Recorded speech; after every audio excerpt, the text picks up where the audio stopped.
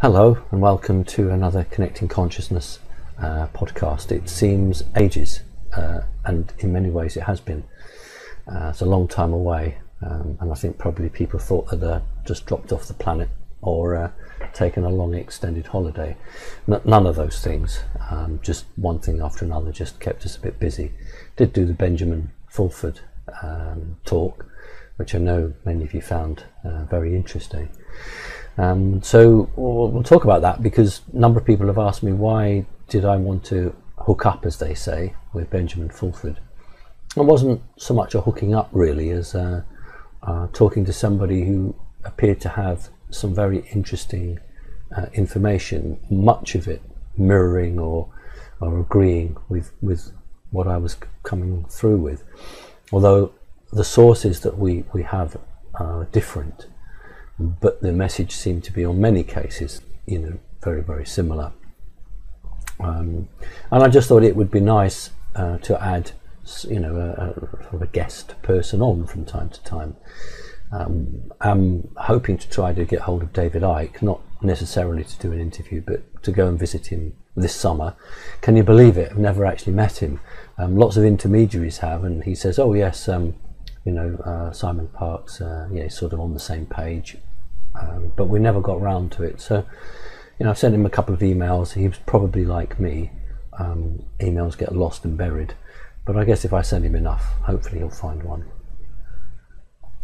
So we started off with Benjamin Fulford, and on his latest alert, he was talking about the one world government being a step closer, and the Pope, going to play a very important role in that. And my view is, well, we've got to fight it. We've always known that the one world government was a plan, this small but very influential group.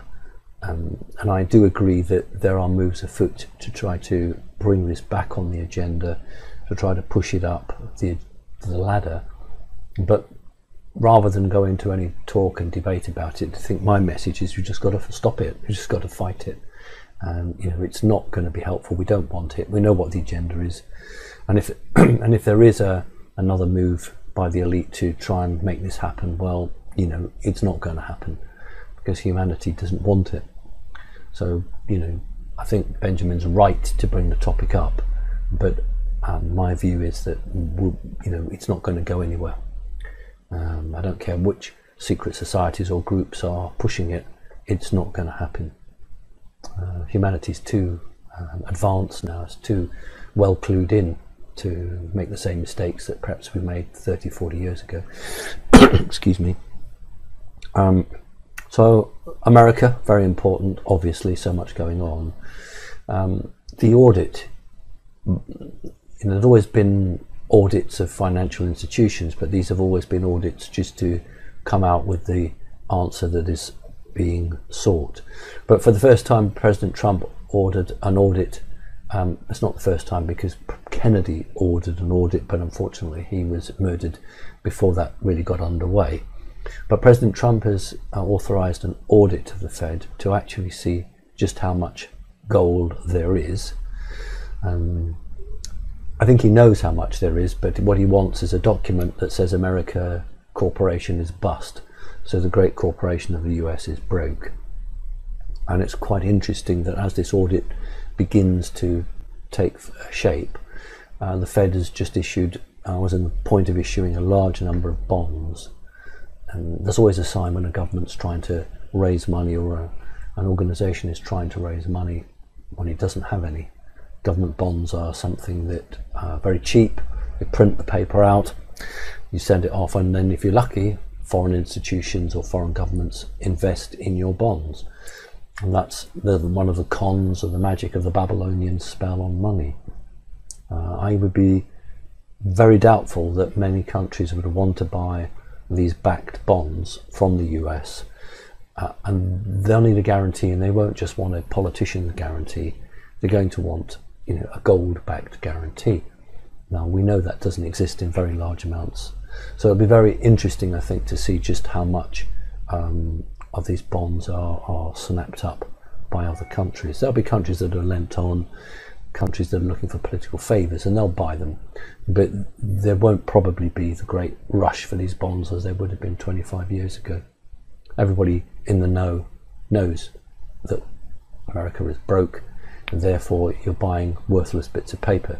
But there are lots of reasons why governments and institutions would buy worthless bits of paper knowing they're worthless.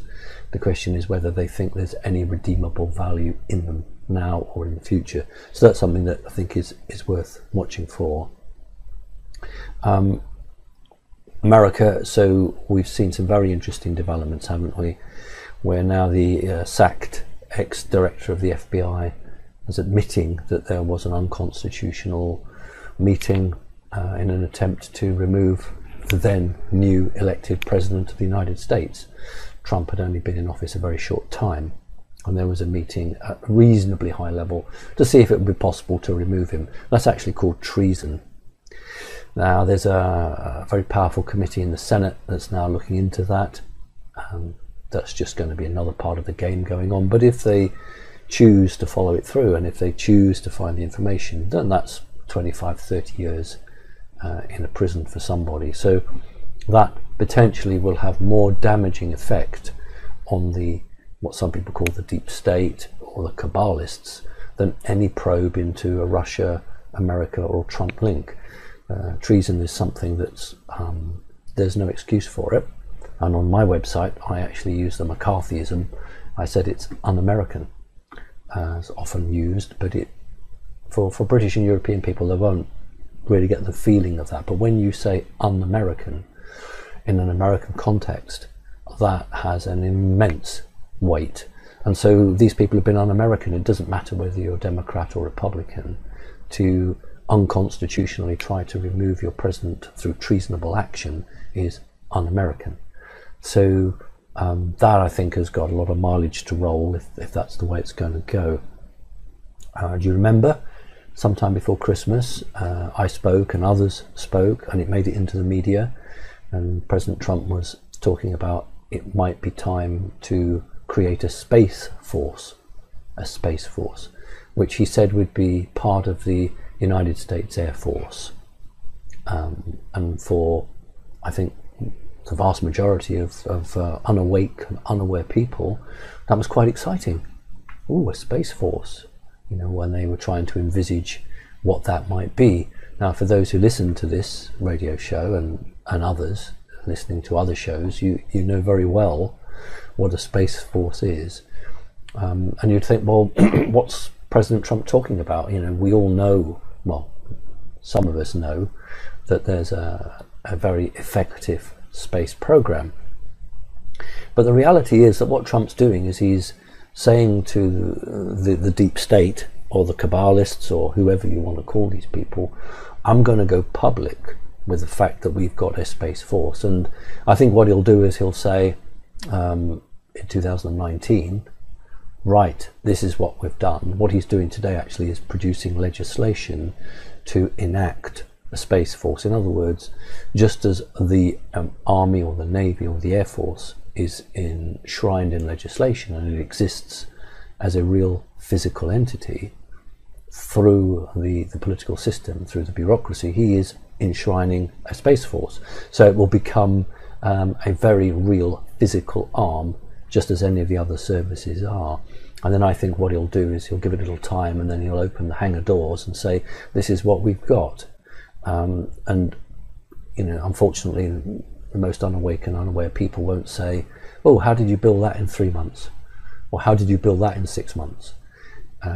I don't think he'll show, or the Air Force will show a great deal, but I certainly think they'll show something, because what is called the secret space program is more closely aligned to the United States Air Force than it is any of the other arms. And over the years we've had a battle between the Navy, United States Navy, and the United States Air Force, wanting to you know, be the top dog with this. But it is the Air Force that has the pilots under their wing, if you like, and they're the ones that rotate it and manage it, etc. So that's important, that he's confident enough to do that. He's confident enough to push the boundaries and start talking about a spacecraft arm of the United States of America. No other country has dared talk about a space fleet or a space force. I understand in the early days he was thinking about the word space fleet, and if those of you with good memories can remember that some time ago he on Twitter asked for the name for it, and I think he had about 6 or 7 ideas, and you know, and he wanted the logo. You know, the Americans are very dead keen on their badges and their logos, and I think he asked for a competition, and I don't know what the winner was of that, but somebody knows, please let me know. So that's very important. Talk about the QAnon posts on Twitter and elsewhere. It's a very big excitement about potential arrests. We do have to be careful. I've always tried to play it fairly downbeat, not because I don't want bad people to be arrested, of course I do, but I'm very cautious of getting too excited and jumping on the bandwagon. If you look back to the interview I did, or conversation with Benjamin Fulford, I was very clear and laid out there would be a state of national emergency, and I even said when it would be. I got it within a day or 2 days. And that was because I was being told that's when the date would be. And I always was of the opinion that that was a cover for many other things. And I think QAnon is basically saying that under the cover of the national emergency, then this and this will happen. Now, those of you who, excuse me, follow the developing situation, you would also expect, and you have expected, that under the cover of national emergency, there would be an opportunity to start doing this. And I can confirm that a number of what I call special forces or special groups, whether they're agents or military people, I can't comment, but there are a number of groups now moving around in position in the States, not actually arresting people. I know you'll probably be very disappointed at that, but what I can tell you is that what the good guys are concerned about are false flags, supposedly terrorist attacks that the Kabbalist group or the evil Satanist group will now try and spring on America. So under the cover of this national emergency, these task forces are now deployed in every United States and are looking and trying to counteract any rogue elements that are going to try and do a false flag. So that's what I have been told, and I absolutely believe that's genuine information. Whether there are any indictments now being opened in large numbers under the cover of this, or actions, I don't know. I would expect it, but I expect it to be public. And you all know my view on this, that I really want this to be public. I do not want a situation where indictments are opened in private, people are privately tried, and that's it. That doesn't educate the people, and it doesn't support those of us who are awake and aware, who want to know that the good guys are winning. We have a right to know that. We have a right to know that the satanic forces that have controlled this planet for so long are actually on the retreat. And the best way to show that to the people is to actually have some big names up being charged and then going through a form of military stroke civil court procedure. So that's what actually I want to see, and it can't come soon enough. The sooner the better with that. There's this point with the Pakistan and Indian situation, and I've been quite detailed in the sense that I spoke about which countries were behind India and Pakistan and what they would be bringing to the table, that there was a war that was imminent. I had been asked not to say anything more on that.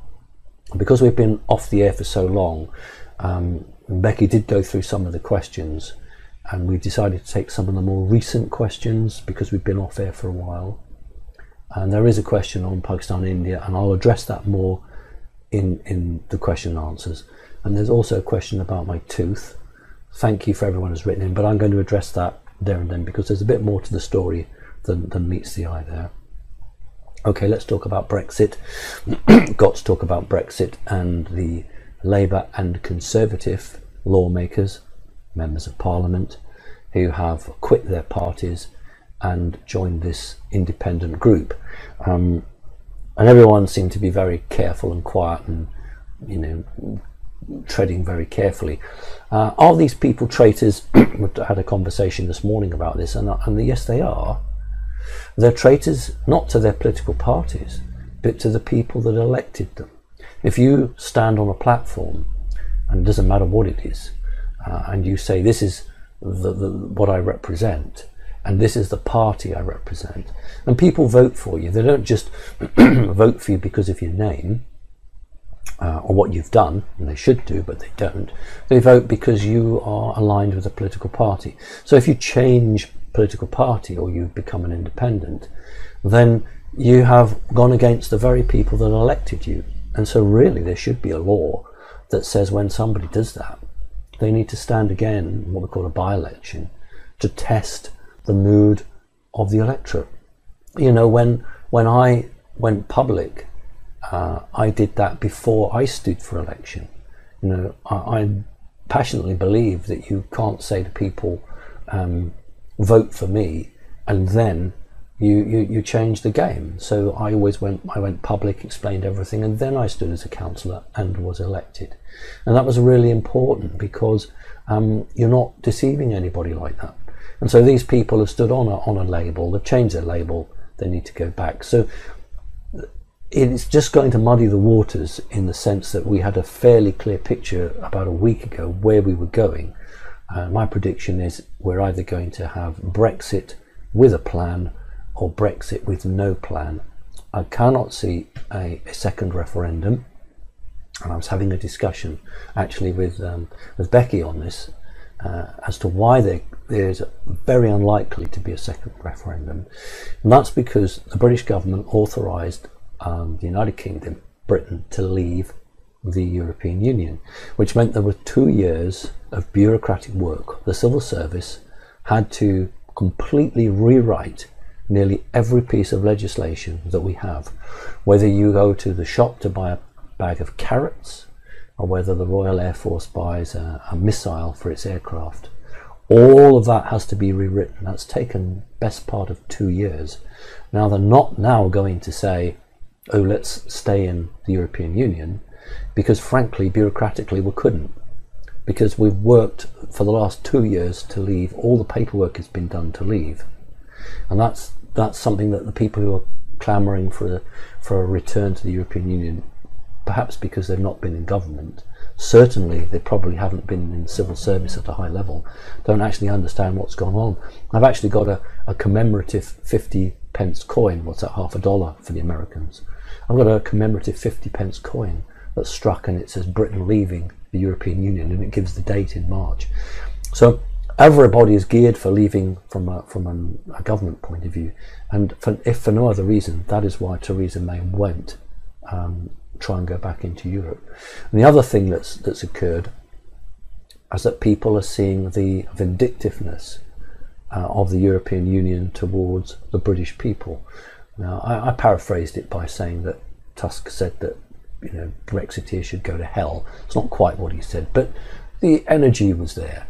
And when you realise that somebody is that nasty, then you think, well, I don't really want to be in your club anyway. So I think there are a lot of people who love Europe, the concept of Europe, the concept of big government, and all the rest of it, and they think it's a good thing and Britain should be in there, probably dismayed at the way that these Europeans have reacted, rather than continually, what they should have been saying is, come back, come back, come back. But that's not what they're saying. What they're saying is, go, and, you know, we'll make it as difficult as possible. Now, everybody knows that I voted to leave Brexit, but I'm being fairly independent here. That is actually the attitude coming from Europe, which is go, get lost. The only thing we're going to miss about you is the money that you brought in. And that's a sad reality of it. So that's that point. Also talking about, had a conversation about how people who are infected with satanic energy, why they don't act in a logical fashion. And what I was putting the point across and trying to explain was that when a person has had some form of satanic program in them, satanic energy is fourth dimensional, It is a concept out of this earth, out of this reality. It's from another dimension, the fourth dimension. That's why there are so many bad guys in the lower fourth. But that's where satanic energy was brought in. And when a person has a good dollop, as we say in Great Britain, a good dollop of satanic energy in them, that is in conflict with the third dimension. The third dimension, the earth, is a beautiful place. It has no concept of paedophilia, no concept of Satanism. The death and murder within humans is incredibly small. And when the satanic energy, this fourth dimensional, was brought in, it corrupted what was a very pure and beautiful origination. You don't have this in the fifth, sixth and seventh and the higher dimensions. So when a person, whether they're in Hollywood, or whether they're a politician, or whether they're just somebody who has brushed shoulders with the elite, and then has just gone, AWOL, as we'd say, as they've just gone a loose cannon, it's because the program breaks down, and this satanic fourth dimensional energy, which you can see in the person, you don't have to be someone special to see it, it becomes very obvious. They don't act in a logical way. You can't look at it and say, well, and they should do this or do that, and why are they saying this? It doesn't make any sense. But it can't make any sense. A fourth dimensional energy does not have any resonance in a third dimensional, fifth dimensional for that matter, setting. And so these people who are infected with the fourth dimensional program, or satanic evil, they're working to a different sort of logic. They're working to a logic of a fourth dimension. And it's very easy then to pick out these people in social media who have been contaminated with fourth dimensional energy because of the way they act. And that's one of the best ways to test somebody, to look at the way they are. They're very, very up and down. People who are infected with fourth dimensional energy have these huge mood swings. Yes, they could have a medical condition, but I'm talking about the people who are in our industry who have been either subtly or not so subtly attacked and turned. So that's the major points I wanted to talk about, and during the questions, which Becky's going to read out, there'll be other topics that I was going to cover, but as you put the questions in, then I'll take it there. So that's great. Thank you. And hello, and welcome to the second half. The reason I'm saying the second half and why I have a different top on, or at least I think I do, it's a different day. We have had so many energy attacks against us that it was touch and go whether we'd be able to get the show out this week. It's been one thing after another.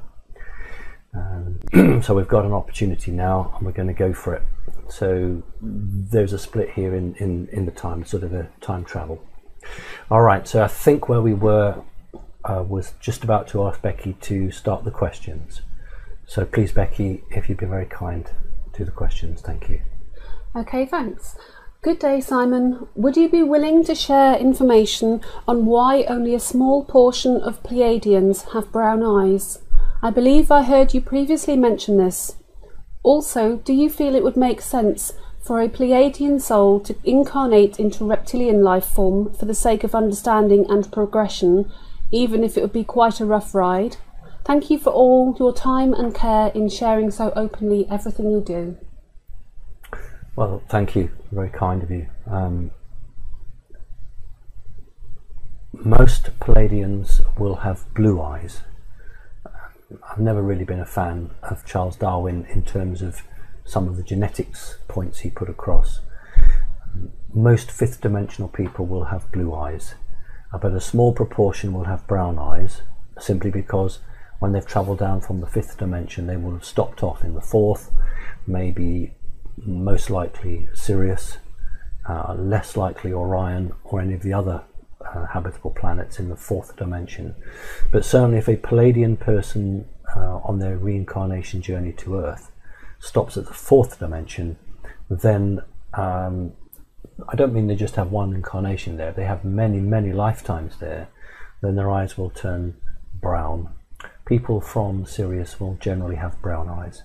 So there's a small proportion. The reason there's a small proportion is that people who are Pleiadian perhaps don't necessarily see any advantage in stopping off in the fourth dimension. If, as we understand, most of the bad guys are in the lower fourth, then I can appreciate why a Pleiadian would say, I'm not going to dirty my hands with that lot. However, this question is really interesting because it helped me to lead on to the second point.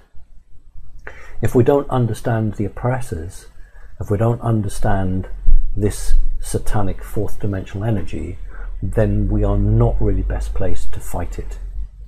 If we understand the codes, the keys that makes this fourth dimensional stuff work, then we are perhaps in a better way to deal with it. And just as an aside, in my opinion, from what I've been told, what I've seen and what I know, perhaps 3/4, 75% of all indigo kids or star kids that for the last 20 odd years have been incarnating on the planet, the vast majority are coming from the fourth dimension, from Sirius.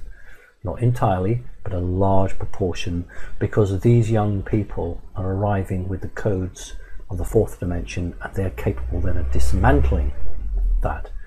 So why would a reptilian, traditional, typical reptilian, want to incarnate into a Pleiadian type body, or why would a Pleiadian want to incarnate into a reptilian body?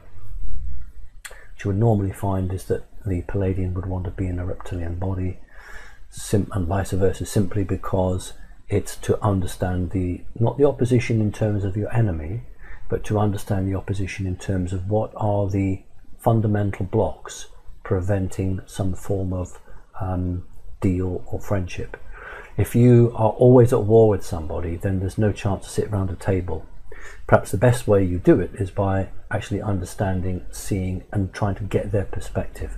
So whenever that occurs, that is a positive point. Nearly finished with this one, but look at a family where the mother might be Pleiadian, the dad is Pleiadian, and they go and have a child, and the child is absolutely reptilian. How has that come about? Why has that happened? And it surely is for a positive purpose, because the reptilian wants to learn what it is to be loved, and the parents want to try to understand the fears of the fourth dimensional child.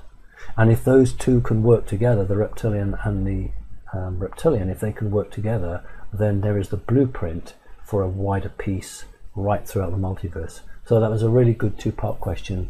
Thank you for that. That question was by Jane, by the way. All right, thank you, Jane. And I just wanted to ask as well, because the majority of the world population has brown eyes. Yes. So, with the African races and Asian race. Yes. So why? So maybe a lot of them will be Pleiadian as well. Possibly people may remember that there's some taboo subjects in this industry, in many industries, and one of them is if you go to any convention, why are there so few black people at a UFO convention? Why is it sort of 90% white? Why so few black people involved? Is it because they're not interested, they don't care, they don't see the flying saucers? What is it? And I don't know if I was the first person, but I certainly explained that the white race was the race that the negative forces wanted to interact with primarily. Although remember, I've talked about the Zulu nation, and there are a couple of others like the Hopi Indians, etc., etc. But without going right down the rabbit hole on that one, basically it was the white race that the Draconis reptilians and the others, the Anunnaki, wanted to manipulate and wanted to control. Therefore, the soul in the body of an African person who hasn't had these connections, the soul does not override the genetics of the eye. But if you are a green-eyed person or a blue-eyed person, or a brown-eyed person with white skin, then there's a strong possibility that the soul has overcome the programming. And we see this medically, where a child is born with one colour eye, or two coloured eyes, I beg your pardon, and then when they get about 4 or 5 years old, their eye colour changes. So it didn't actually cause the stir I'd hoped it would. I thought there'd be a big debate about this, but I'd said that black people were very hard for aliens to control. They resisted it, and as a result of that, they don't have the same history, the same connection as white people do, or people of mixed race or mixed culture. And that is the reason why most black people will have brown eyes, and white people have different coloured eyes, because the souls and the bodies are not expressing themselves in the same way. So I hope that helps. Okay, thank you.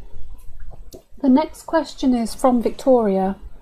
Please, Simon, could you give some insight into the Quadriga CX suspicious circumstances where the CEO, who was only 30, died, and the cryptocurrency invested in the company may not now be accessed by the investors? Thank you for all you do as well, Victoria.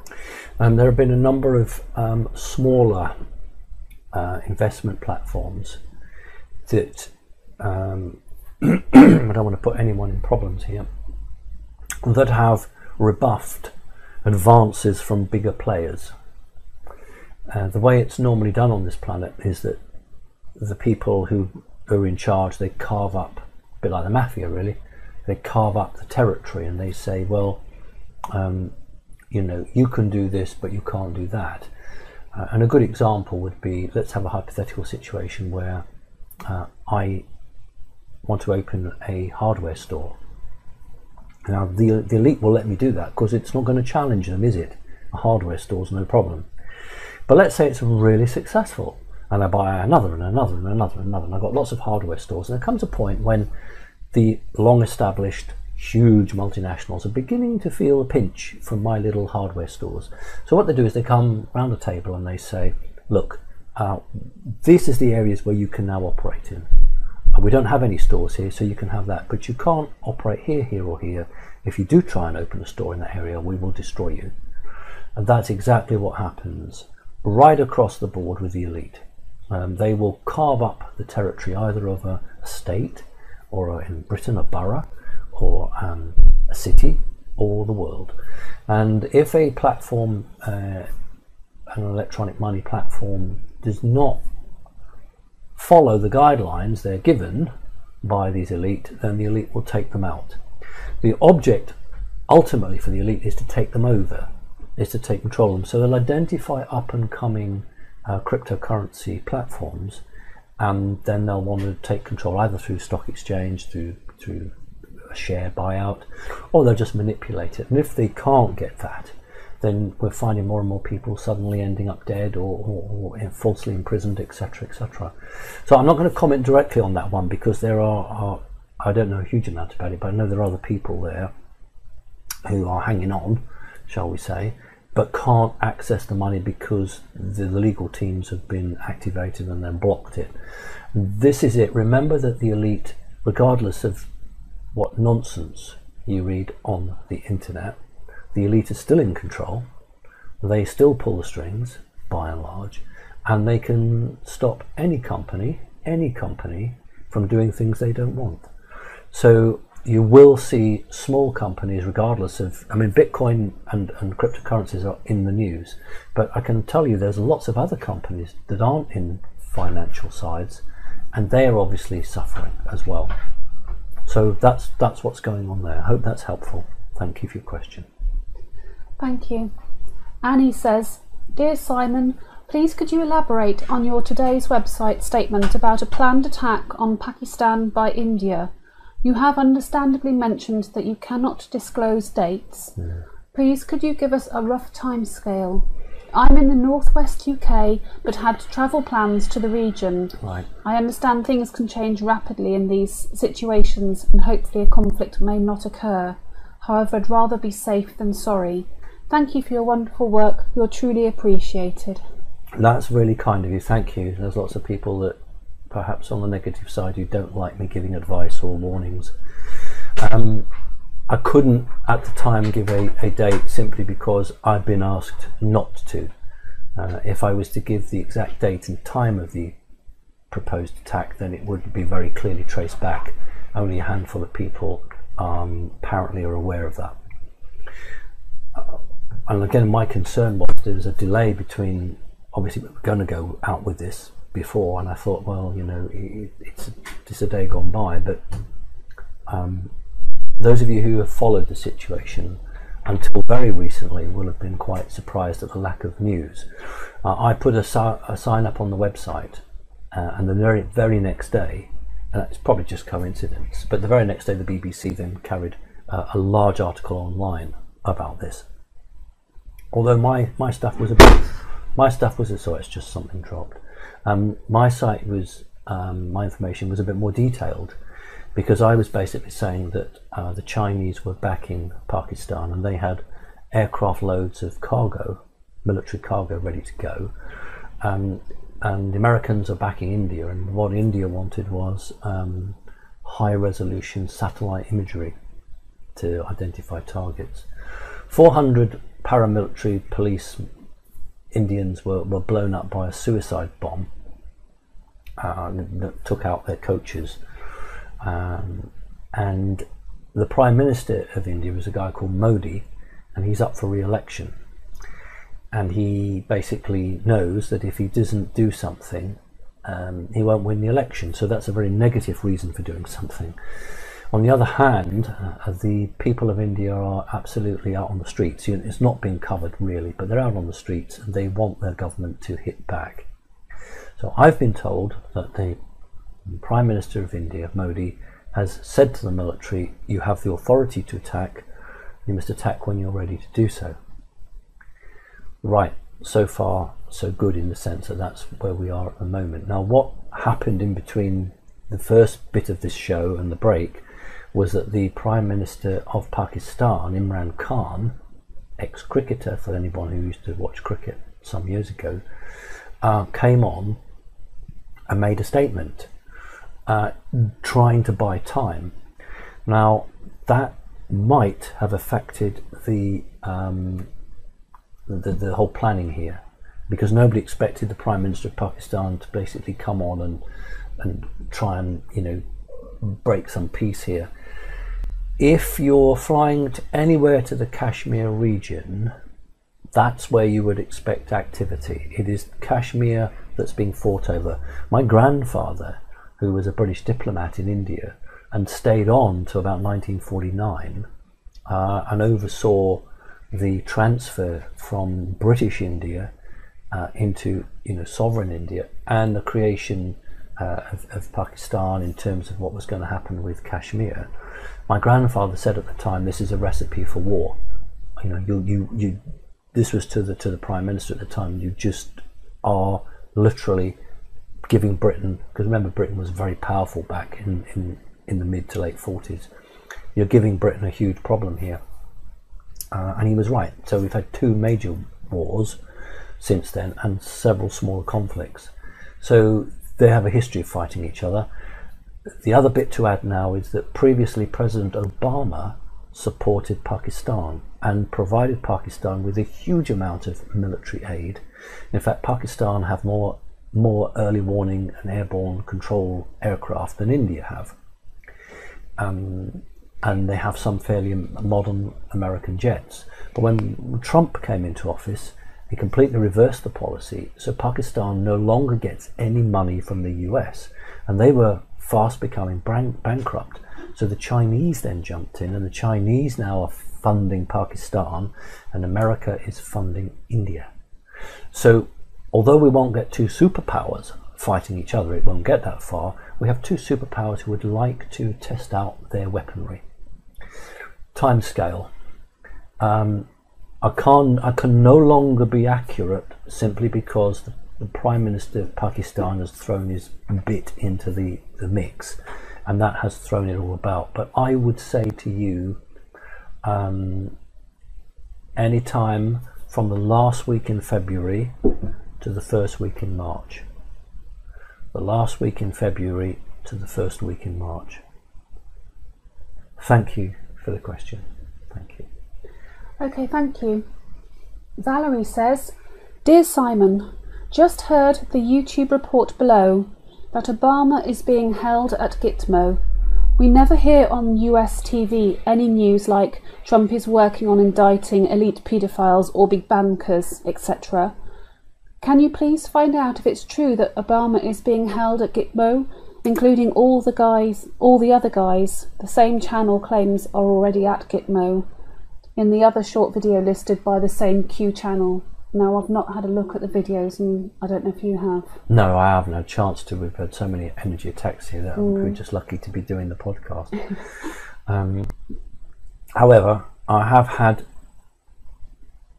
two communications, two separate people on this subject, and I have to say that I cannot come out and confirm that.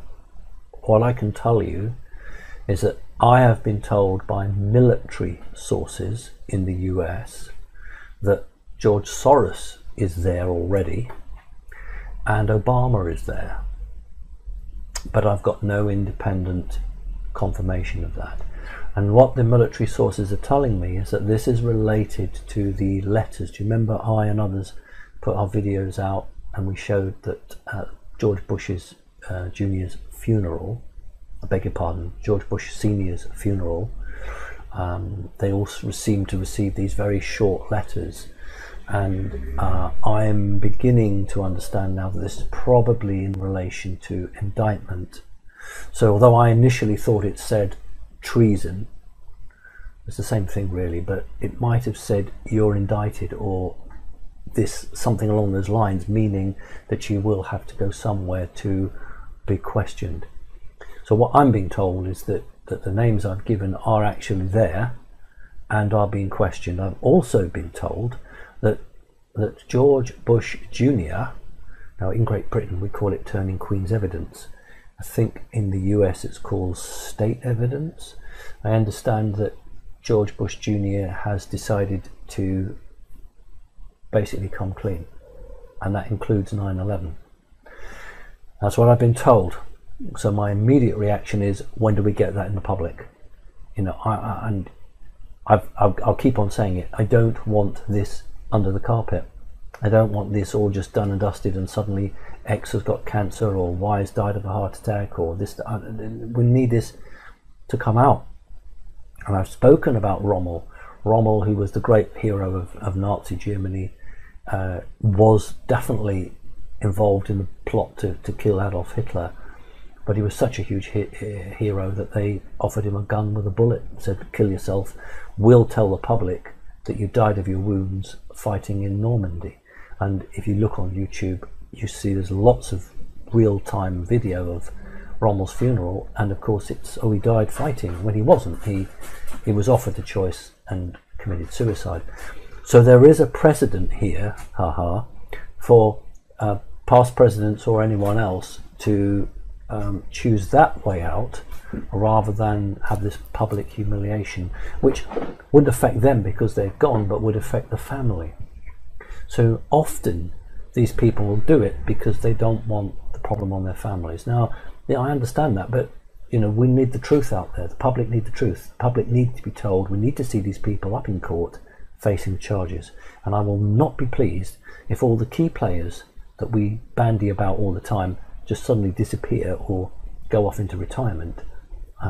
You know, and there's no public being called. So that's the situation. I am hearing it from high sources, but I'm not prepared to call that because I haven't had it from what I'd call the more bread and butter sources. The troops on the ground, the people in the middle management who would know this. I haven't had that. I'm getting it from very high on top. So if I obviously find out, and I will at some point, then of course I'll say. Thank you. Okay, and that's fantastic. And the next question, please, Becky. Okay, this question is from Sandalwood. Source blessings, Simon. I was working in the same area where the ex-Labour leader, John Smith, had his heart attack in. I am an energy and vibration worker and energy healer, and I felt very powerful and negatively unsettling energies in the area. This nasty energy upset and unsettled me, and then I heard that John Smith had just died. I genuinely believe that he was attacked by some type of energy weapon, and this caused his heart attack and untimely death. Then afterwards, the negative Tony Blair took over as leader of New Labour. I also intuitively know that Robin Cook was murdered and didn't fall from the mountain, but was pushed. Can you confirm my feeling that John Smith was also murdered? We must be looking at about 1994. 1994, 1995, something like that. Okay. 94. Yes, the point was that at the time, and all through history, the political parties have always been controlled by the same force. So absolutely there are different ideologies, and the men and women who make up those parties have very different ideologies from their fellow lawmakers or parliamentarians, and they're very passionate, or most of them are, should be, about what they stand for and the policies that they have. And what most of them don't realise is that they are still controlled by an overseeing force. And what we'd had up until that time was a very, very moribund conservative government under people like John Major, and prior to that Margaret Thatcher, where the energies had completely run out from that particular party, and the elite wanted or knew that the opposition party was now going to be the party of government and could well be in for 10 years. So it was very important to them that they would have somebody in position that would take forward their agenda. And so Tony Blair was right of centre. I'll tell you something now that the newspapers won't tell you. I was a Labour councillor, as some of you will know, in the London Borough of Hackney. I did 2 terms of office there. Well, prior to that, some years before that, Tony Blair had stood as a Labour councillor, as a candidate. He turned up to the Labour Party's HQ in Hackney, and he was interviewed to see if he would be a very good candidate. And I'll tell you a secret, the report that I've seen about Tony Blair was that he was too right-wing, and the Hackney Labour Party refused to let him be a Labour councillor because they considered him on the extreme edge of the right wing. Now, isn't that fascinating? And that's a long time before he became Prime Minister. So he was very pro business. You can remember that he brought in a lot of the early 3Gs. He pushed all that through. He had a Chancellor who called Gordon Brown, and the two of them sold off a lot of British gold for next to nothing. There were a lot of policies that he put through which weakened the country, but on a popular side, he did things like increase education. You know, he made it so that many kids could go to university. So he was popular in one way, and then he went and threw it all in the toilet because he threw his hand in with a war. So we don't need to go down that road, we know that. So it was very, very fortuitous that John Smith, who was a gentleman, was removed, and it was made so that he would be the leader. So that's the first point. Now the second point is Robin Cook. Robin Cook was incredibly anti-Iraq being invaded, and Afghanistan, but much more Iraq. And he was speaking out a great deal. And I was never satisfied with the report that he slipped and fell and possibly suffered a heart attack. I always felt, and those who were at the time, prepared to have a word with me from time to time, also felt that wasn't the full story. So I would agree with you, but I have not got anything concrete. Nobody at this stage is prepared to come forward and be open about it, because they're still frightened that they don't want to fall off the top of Mount Snowdon or Kilimanjaro. Until the elite the evil elite, I beg your pardon, there are some good elite, until the evil elite are banished, people aren't prepared to speak up. That's a good question, and thank you for the work you do. Thanks. Okay, thank you. Martina says, Dear Simon, to begin with, I want to thank you for your precious work. I discovered you a few months ago on YouTube. I am deeply touched in my soul by your inner being. I am German, living in France.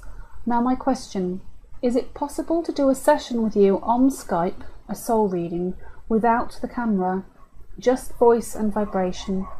Thank you for your answer. Best greetings from the Atlantic Ocean, Martina. The Atlantic Ocean sounds like you're on a boat. Well, thank you for that. Thank you for doing your own journey and asking questions and trying to find the truth. I'm sure I'm just one aspect of you digging for the truth. The answer is no, I can't. I need video. I'm visual. I always work by visuals. That's why many of my clients who have issues with their children or something like that will show me a photograph on Skype, and I can work from that. So it has to be Skype. Some people are concerned that they use Skype and people could listen in, and I have to tell you that whatever you might be told, there isn't a single safe medium, not just the National Security Agency, but many countries' intelligence networks can literally listen to it, just everything and anything if they choose to. Although the National Security Agency have the prime mover on this. My old friend Win Keach, when he created the chip and pin coding for your debit and credit cards, and the National Security Agency flew over from America and literally just turned up on his doorstep, and their words to him were, and I quote, "There isn't a code on the planet that we can't break." But they said, "We can't break yours, so we need to do a deal." That's another story, but my point is that they made it quite clear that they could get into everything and anything, whether it was a bank, a local post office, whether it was a little newsagent shop that had this, that, and they knew it, everything. They had Skype, Zoom, fax machines, emails, Twitter, the lot.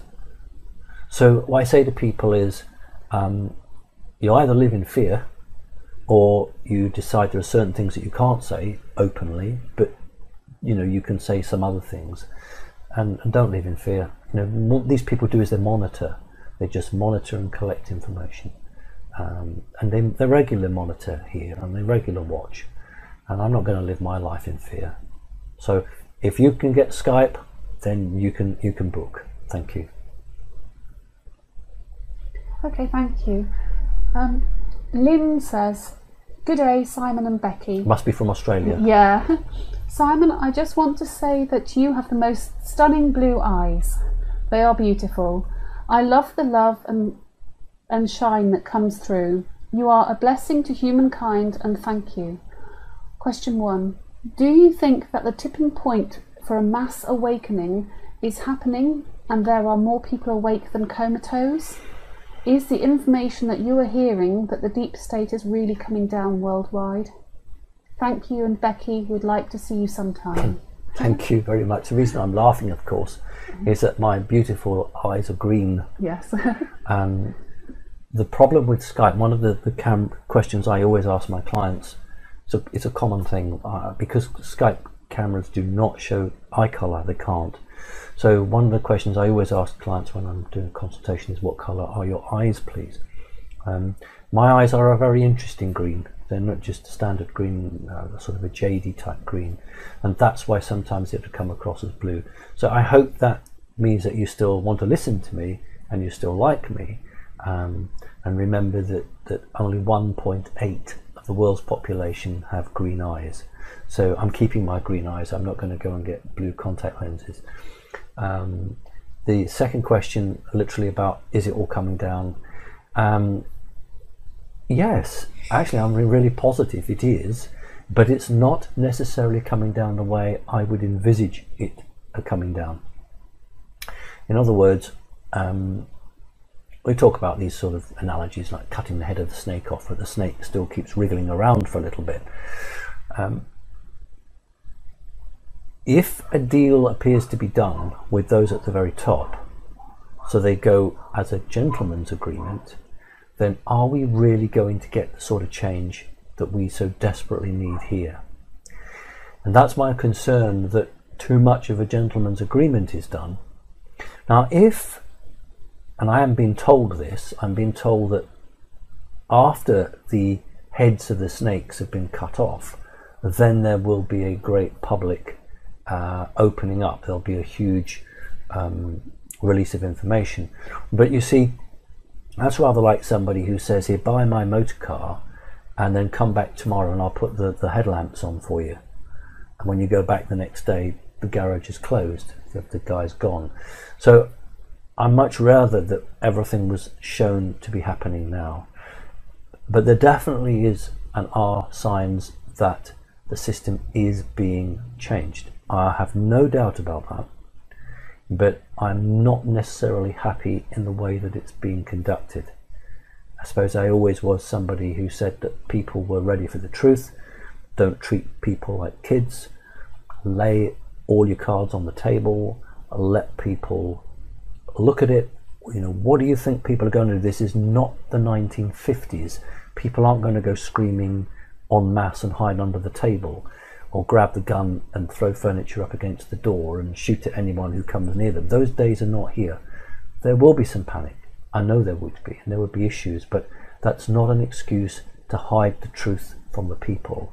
The satanic evil elite, as a matter of course, hid the truth and continue to hide the truth. If we are going to go in and have a new beginning, we can't take a leaf out of their book.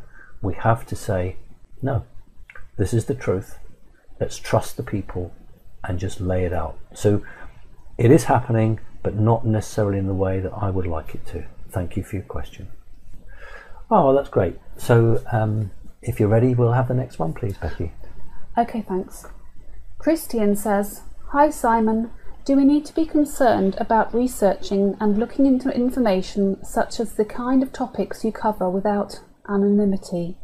It is obvious that all computer users can be monitored and tracked, whether it be on your PC or mobile phone. Also, there are many seemingly convincing clips on YouTube of people apparently shapeshifting and having reptilian eyes. I know you have talked about there only being a couple of hundred reptilians on Earth, but these clips suggest that the number is much higher if they are to be believed. Can you clarify, please? Many thanks, Christian." Thanks, Christian. That's really good. And I'm really sorry, Becky, I forgot the first part of the question. First part about, is it possible to do research or look into these things without anyone knowing, without thank you, Becky. being followed? The question would be, why would they be interested in you? If you are an avid researcher, you're not writing a book, you're not running a huge website, you're not speaking at conferences, they won't take any action against you. They will just observe and log you. If you start to write a book or run a website or start speaking out publicly, then they would take a negative interest in you. But then so would the good force, because the good force might say, well, this person is actually pushing out an agenda which is helpful, but the problem is that you as the individual get caught between it. So as long as you don't put your head above the parapet in terms of drawing the public attention to you, it's absolutely fine to do the research. Not a problem. It's only if you start to use that research to educate people or to try and change people's perceptions, that's when the system comes in and hammers you. And we know all about that here. So, okay, the second one is more interesting. I have referred to what I call real reptilians, i.e. very tall. There they are in the physical, in their own life support units, somewhere under the earth or different place of the earth. And they don't need to shapeshift because they're in the shape that they should be. We talk about certain key members of humanity that have what I call a reptilian overlay. Her Majesty the Queen, George Soros, in fact Putin, President Putin referred to George Soros as the old reptile. And that's another aspect. And then we have what you're referring to, where you might have a newscaster or somebody whose eyes suddenly change to become more slit-like, and then they change back again. Now that does not mean they're reptilian, and I really want to be clear on this. It means that they contain a proportion of reptilian energy. It might be genetic, or it might be energetic within the soul. So if a person's eyes shift, it does not necessarily mean, in fact it's 99.9%, doesn't mean that they're a reptilian that's just climbed out of the ground from an underground base and has assumed a human stance. There are very, very large numbers of people on this planet who have proportions of reptilian in them, and it is perfectly normal and perfectly acceptable for them to change their eyes from time to time. Now, it is not, again, out of as a percentage, 75% of the time, it's not their eyes that change, it's an overlay of the eye. And I try to do an analogy to explain this. You go to the cinema, you take your seat, which you pay a huge amount of money for, and you watch a film, and the machine, if it's digital or whatever it is, it projects an image onto a screen. But I want you to imagine in reverse here. I want you to imagine that the camera projecting is inside the eye, and the retina of the eye coming through, right through to the lens, and that the image is projected through the lens. And what happens, I don't know, millionth of a millimeter, just the other side of the lens, it changes. So the eye physically doesn't change, but an energy expression, like a film showing on a screen, shows the eye change. And the other 25%, the physical eye can actually change. And this is when the person contains varying proportions of reptilian. I've met people who can change an arm. So literally an arm can, just like a wave breaks on an ocean, so it then suddenly turns into scales and runs down the arm, and then the human skin just follows on afterwards. So rather like a wave breaking, the crest of the wave, it's all scaly and reptilian, and then as the wave passes, it returns back to normal skin. That doesn't mean the person's reptilian, it means that they have that. And when I'm talking to a number of my clients, and I will say to them, have you ever been in a situation where you've had your friends around you, and for no apparent reason the conversations just drop dead, their faces absolutely are a mixture of shock, turn to stone, and some people just walk away and don't know what to do, and in some cases people have said, I've had that, and I said, well, your eyes have changed. But the people have seen it, they can't compute it, they can't work it out, they can't quantify it, and so they think, well, I must have just been seeing things. But it's an absolute conversation killer. Please do not assume that people doing that are evil. Please don't assume that they are evil reptilians. It is now it's a natural part of what's happened on this planet from the days of the Anunnaki. So many people have reptilian that a large proportion of the public, believe it or not, have the capability to change. Thank you for your question. Okay, thank you. Sydney says, hi Simon, the human being, or latest version, Homo sapiens sapiens, is a very special vessel that enables the soul within to experience via the said vessel. I feel this sets us apart from all other entities. Am I correct when I say because of our short lifespan we have greater opportunity for our soul to advance in this tough school we call Earth? Our soul is made up of many parts that correspond to the many lives we've lived. All also feel many alien races to not reincarnate, and in some cases don't even have a soul. The threat, as I see it, is AI and humanity's fixation on technology and financial gain. Thanks, Simon, for your counsel and the work you do for us all. That's a brilliant question, and I can't really add to it because you know your answer.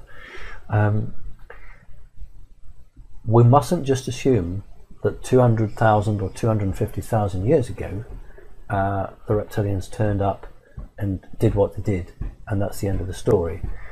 Or 25,000 years ago the Anunnaki were created.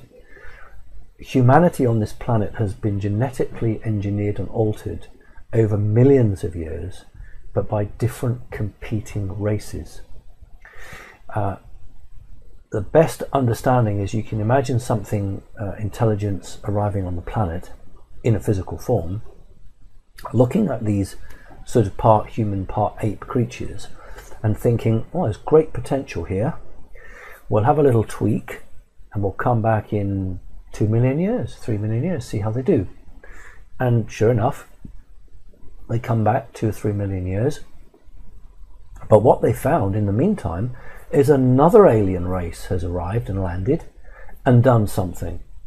And this has been the occurrence all aimed towards what we are now, but it was the reptilians and the Draconis reptilians that stole humanity's birthright, which we are slowly getting back.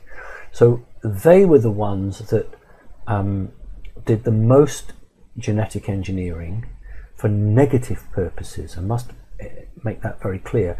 Prior to that, I can't say 100%, but prior to that, it was more of an experiment to see where these people would go, what could happen. From the very earliest time, it was ordained, shall we say, that humanity would be on this planet and it would be a battleground for the time to come.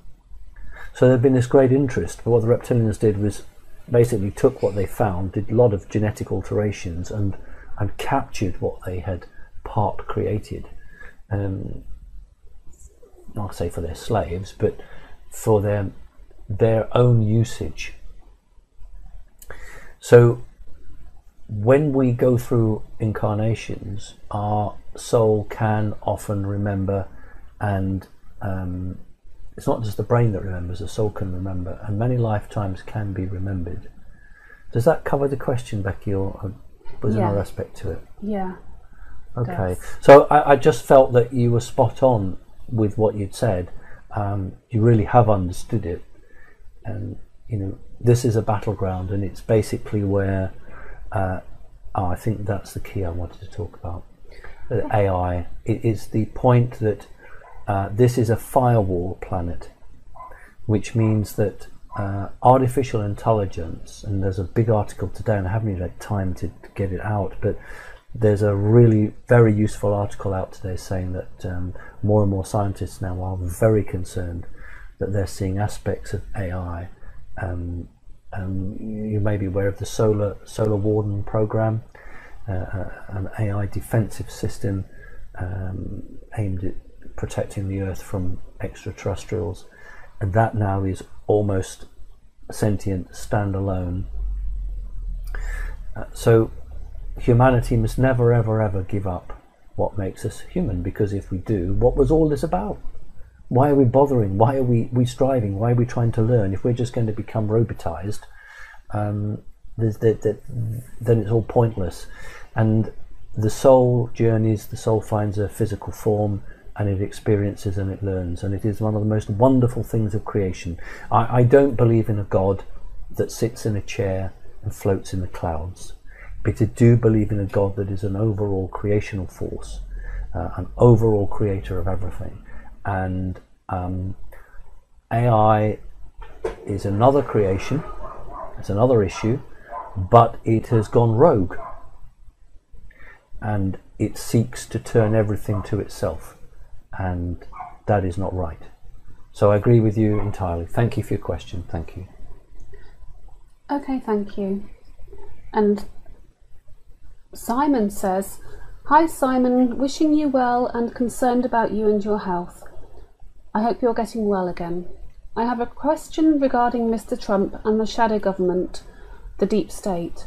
He has made a truce with the Bush or the Scherf family, and will no longer open the indictments or bring out the truth on the 9/11. I really hope not. Thanks and best." Well, that's quite helpful. First of all, you know, we have had loads of attacks. In 2015, Connecting Consciousness, the organisation that I founded and head, took on CERN device, and I can be quite open about it because you can't be prosecuted if you're not physically there. You know, the system legally doesn't understand how somebody can send their mind from one country to another country. That's just not. It's just not on the statute books. And a number of us took a little bit of hit from that. One guy who was in the Vanguard was partially deaf for 9 months and had one of his teeth shattered, completely shattered. And it's because of the energy feedback, as he quite funnily said, when you're wrestling with a billion-ton machine, there's a lot of feedback. And I took some damage as well. and that has caused the tooth problem. So for those of you who thought, oh well, Simon needs a healthy diet, you're right, we all do.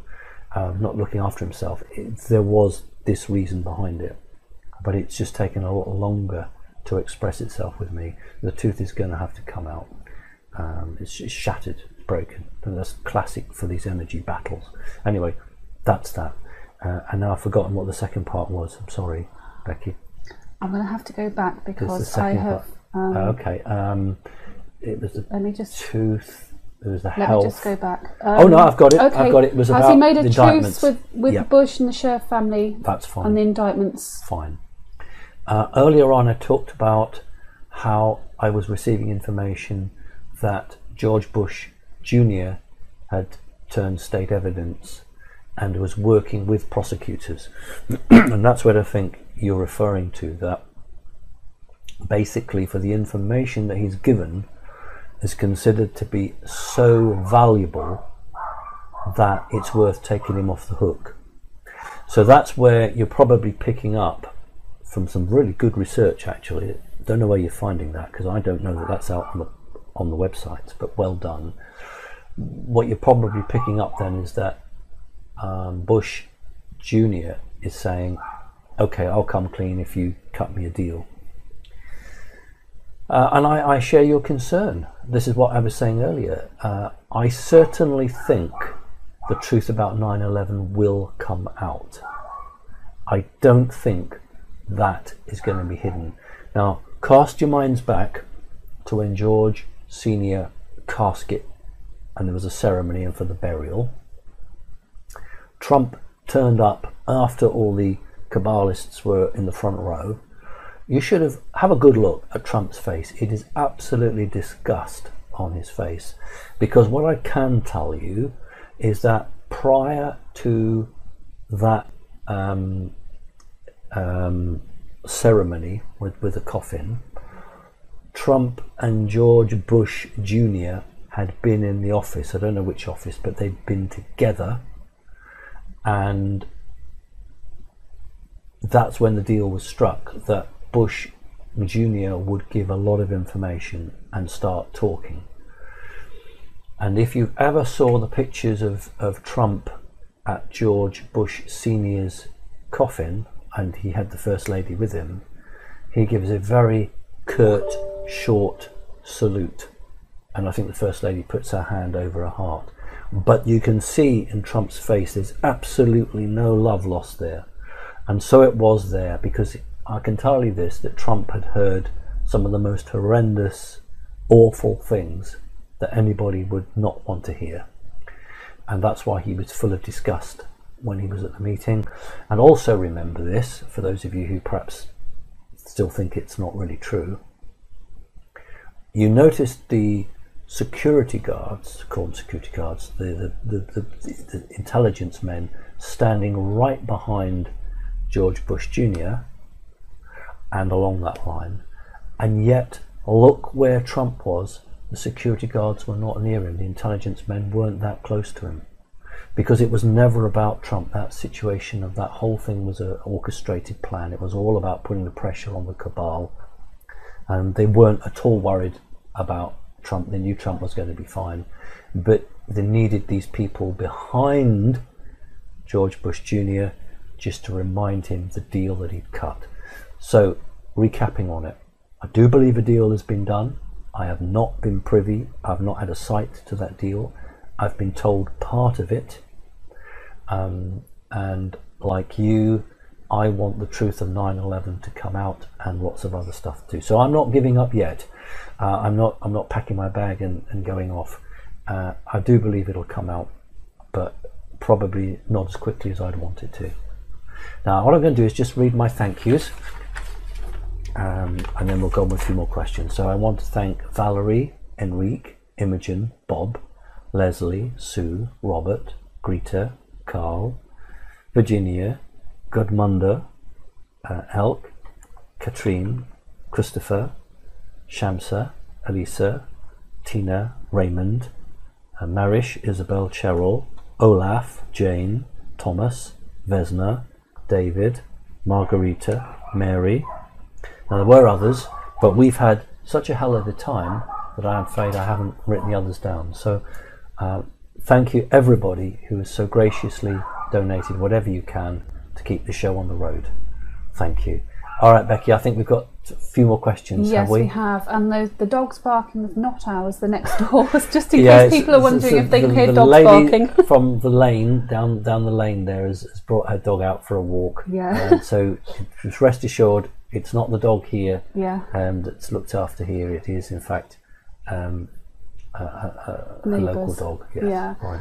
Okay, so we've had a lot of questions about 5G, and I've compiled some so thanks to everyone who's written in about 5G, and we will be sort of addressing this at different points. But Jim says to Simon, thank you so very much for your contribution to the betterment of humanity. Question: is the rollout of 5G slowing or advancing? What can be done to stop it? And will Shungite or anything else shield against it? Right. It's variable. In Britain it's been delayed, not because of anything in the law, simply because they are receiving huge problems structurally to put this program together, technically huge problems. Also, though, you won't have it reported, a number of key leading people have left the projects because they don't like what they're seeing, and that has delayed it. If you take key people out of the project, they take their stuff with them in their head, and therefore it's a delay. That's going on. How can we stop it? We can't, as people, unless everybody, and I know that won't happen, unless everybody took to the streets and sat down outside their government office, and that would stop it. But humanity doesn't work like that, I'm afraid. Therefore, we're looking towards the people who are in a very strong position, military, basically, to deal with it. Until such time as that occurs, we're looking at shungite and a whole range of crystals or minerals which have proven effect at reducing this. I strongly urge you to do your research to see what minerals or crystals there are available that do reduce the effects of these transmissions.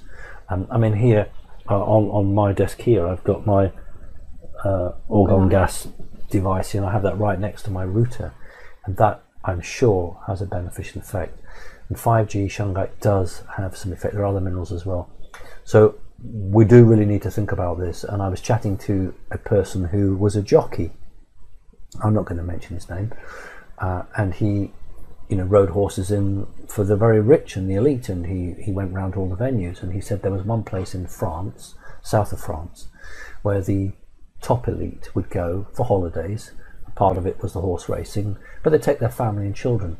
And no cell masts, no phone masts had been allowed to be built within this location because the elite know the damage of them and said, we're taking our kids there for a holiday, we don't want those cell masts.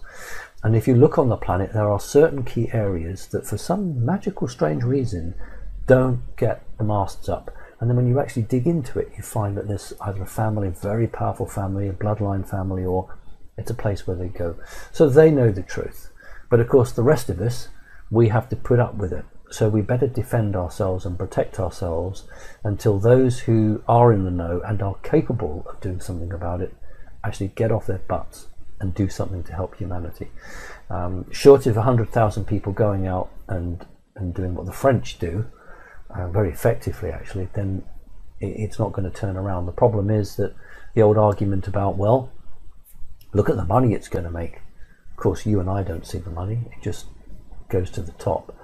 But they will argue that it creates jobs and it's good for the economy. And of course, young people, they just live for these things. That's just what they want. I mean, the pictures of young kids at 5 o'clock in the morning outside the store waiting for the shop to open so they can be the very first person to buy the latest iPhone. So yeah, 5G will roll out. And what's going to happen, I guess, is there are going to be more and more reports of medical issues coming up, and at first they will hide it. Look at smoking. Look how long governments subdued information about cigarette smoking. I mean, my grandfather told me that back in the 1950s, The elite already knew that it was terribly unhealthy for you, but it was a very powerful lobby, very powerful. And only was smoking banned in public places and the clampdown when it emerged in Great Britain that the amount of money that the health service was paying for smoking related diseases was outstripping the tax that the cigarette companies were paying to the government. And as soon as that became obvious, well, they decided that they'd rather do without the profit from the cigarette companies and save on all of the healthcare bills. That's what turned that around. And what did those companies do? They did two things. They went to the developing countries and flogged their cigarettes there. And all the shareholders in the Western world, particularly in Great Britain, jumped out of the tobacco industry into these fake vaping pipes where you buy the fluid and then you use it to supposedly get you off smoking. But all the shareholders moved straight out of Imperial Tobacco, out of that, straight into these vaping pipes. And I wish the public would actually understand that the game goes on. You know, it stops in one corner, but it goes in another. And the public are just the same old pieces on the chessboard moving around. And one day, humanity will wake up and say, I'm not playing this game anymore. And it can't come soon enough. So, thank you. Good question. Is it possible that if humanity woke up, whether we could en masse try and stop this? I mean, can people do it through petitions? I heard that a court case was won in the northeast of the UK. Yeah. Because someone had a very good argument that 5G was a serious danger to health. Right. You've got to have a judge who is not corrupted. You've got to have a judge who's not in the pocket of the elite. If you can get to a judge and you have the case and he or she hears it, and you've got overwhelming evidence, if that person is not corrupted and not in the pockets of anyone, they will make a decision for humanity, and there's absolutely no problem. But in most cases, these judges, unfortunately, are very well aware of who is in control, who pulls the strings, and we don't always get what we want. If humanity woke up tomorrow, and I wish it would, we could change this country, this world within a week. 1 week is all it would take of coordinated action, and nobody needs to die. It would just be a very powerful message, but that's not on the cards yet. But yes, there are these wonderful cases where individuals are able to take a court action, get a group of people behind them and win. But what happens is they don't win throughout the land, they win in one locality. So they say, okay, right, well, you can't have 5G in that locality. Don't worry, we'll have it here, here, and here. And because the system is the way it is, that individual is not empowered to take their message to the next community, and the next community, and the next community, because you've got to fight all over again. You know, you fought for an area maybe 5 miles, 10 miles, but you'd have to fight 50, 60, 70, 80, 100 times, which means going through all of that. And if you're not a multimillionaire, how are you going to do it? But I applaud anybody who has the capability of changing anything, no matter how small, because it's worth doing. Thank you. Thank you. Another part of this question is, does AI only exist in the third dimension?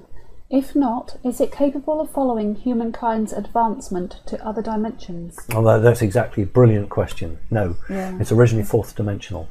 Remember what I said, all the bad guys live in the lower fourth. AI was originally existent in the fourth dimension, and unfortunately, not deliberately, the reptilians, who are a tremendous space fleet people, they just travel from one galaxy to the next, it infected their computers. It got into their computers. That is why those of you who are psychic, if you are aware of AI, you'll feel it's got a reptilian connection. It's because the computers on board the reptilian craft were programmed by reptilians. There's a virus, which is what it was, got into the AI of these reptilian craft and interacted with the AI of the computers and took on this personality, which was of a reptilian type ethos. It broke into the third dimension partially. I'm going to talk about an ingrown AI in a minute. Partially through, but needs humanity to allow it to come through easily. And 5G is just another step on the way of AI accessing through into the third dimension. It's very difficult for AI to come here. I remember talking some time ago about, in America, Bell Labs. I don't know when it was, 1965, 66, 67. Bell Labs, first time AI'd networked a number of their telephone exchanges. Up until then, all the AI telephone exchanges, very basic, standalone.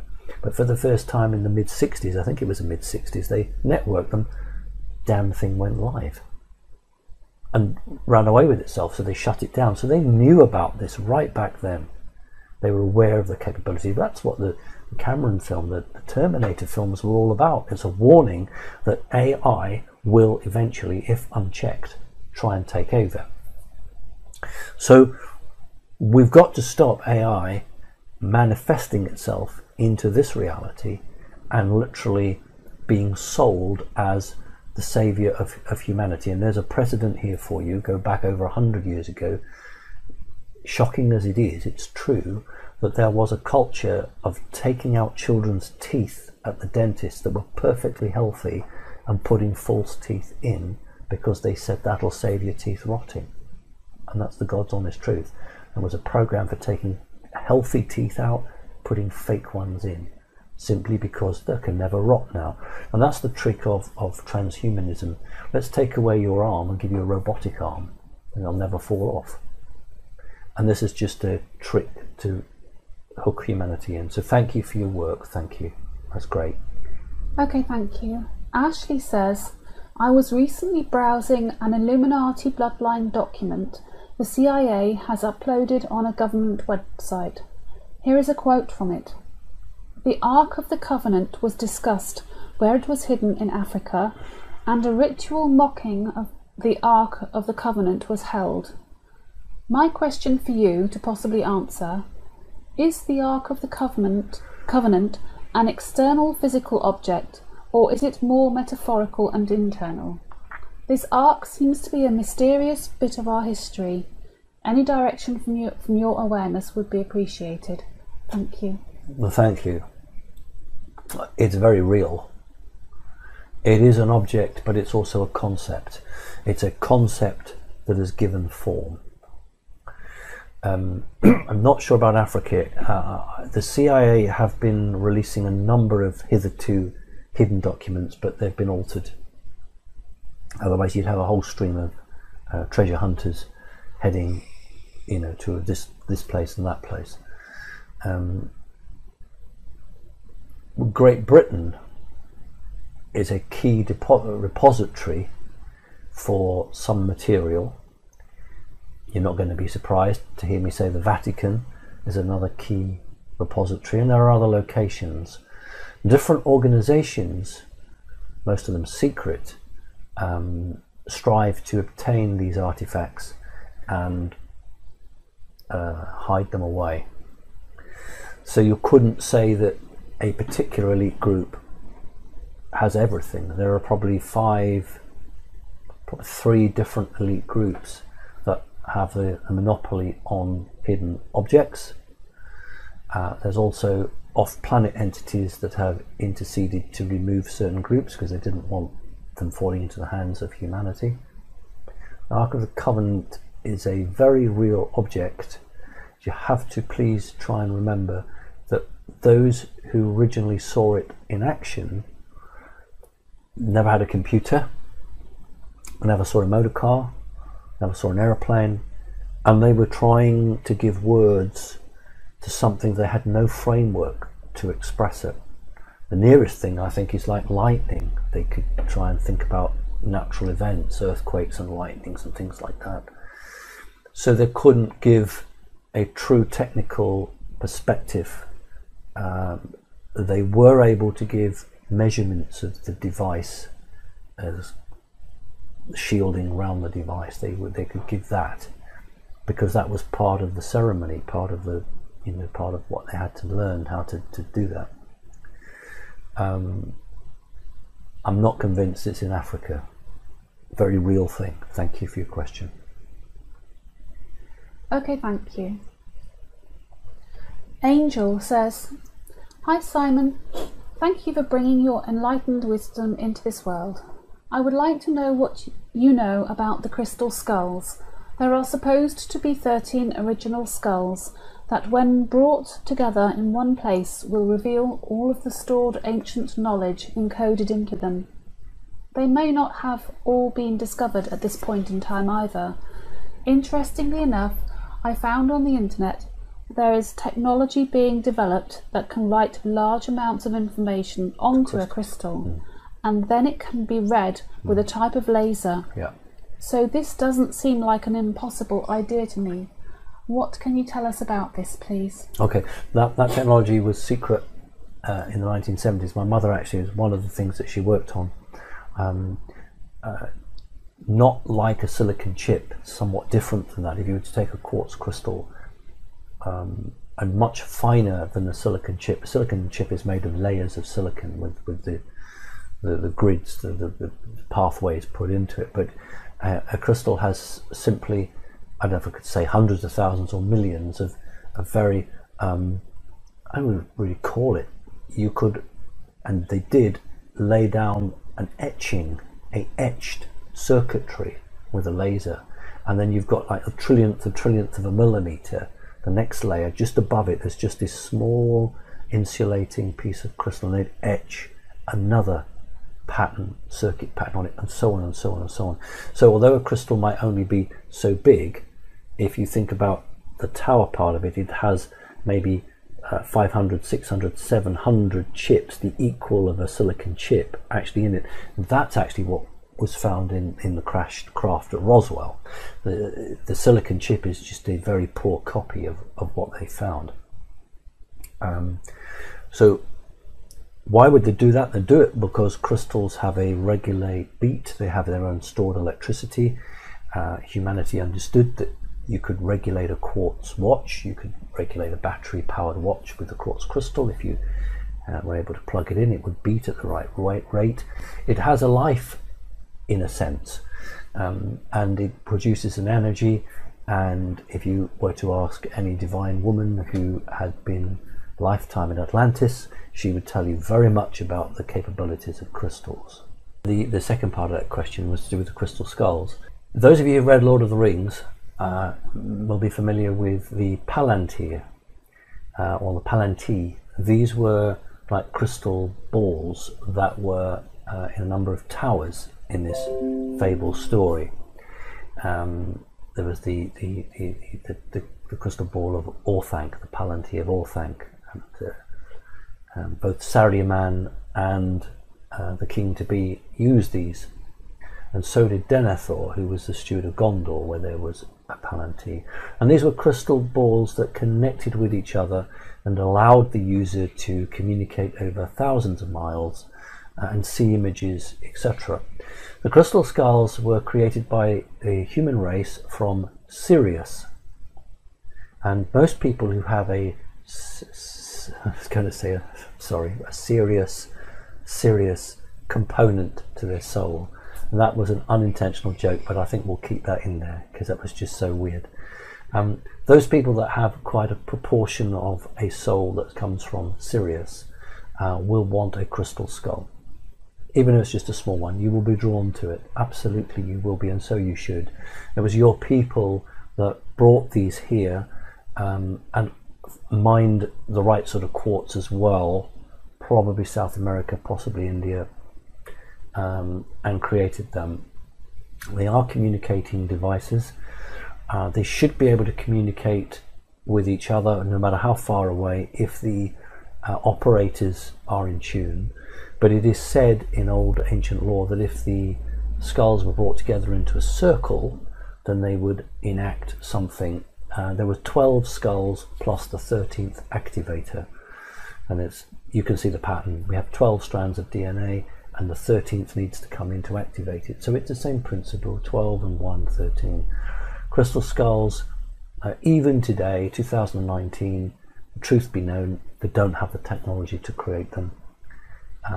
They can't do it, not to the same quality that they were. And we're talking now, some of them are dated quite recently to about 650 AD, but even in 650 AD they didn't have the technology to do that.